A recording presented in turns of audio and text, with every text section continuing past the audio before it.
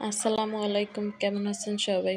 আজকের ভিডিওতে আপনাদেরকে খুব সুন্দর একটি বর্ডার লাইন ডিজাইন সেলাই করে দেখাবো। তো তার জন্য প্রথমে কাপড়ের উপরে স্কেল দিয়ে দুটো দাগ টেনে নিয়েছি।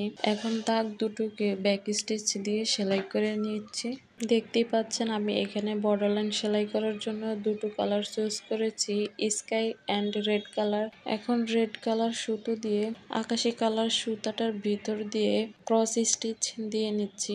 দেখতেই পাচ্ছেন আমি ক্রস স্টিচ সাধারণত উপর দিয়ে দেয়, আমি এটা নিচ দিয়ে নিচ্ছি সুতাটা, তাহলে ক্রস স্টিচের মতো দেখা যাবে না, কিন্তু অন্যরকম একটা শেপ আসবে, খুব সুন্দর দেখায়। এই বর্ডার লাইনটা আপনারা করে নিতে পারেন কামিজের বর্ডার লাইনে, ওড়নার বর্ডারে এবং শাড়ির বর্ডারে। খুবই সুন্দর দেখাবে এই বর্ডার লাইনটা দিয়ে যদি হাতের কাজ করা। তো আমার এই ভিডিওটি আপনাদের কাছে কেমন লেগেছে অবশ্যই কমেন্টের মাধ্যমে মতামত জানাবেন, এবং আপনাদের কেমন ভিডিও পছন্দ সেগুলো কমেন্টে জানিয়ে দিন, তাহলে আমার কাজ করতে সুবিধা হবে। আপনাদের পছন্দ অনুযায়ী আমি ভিডিও তৈরি করতে পারবো।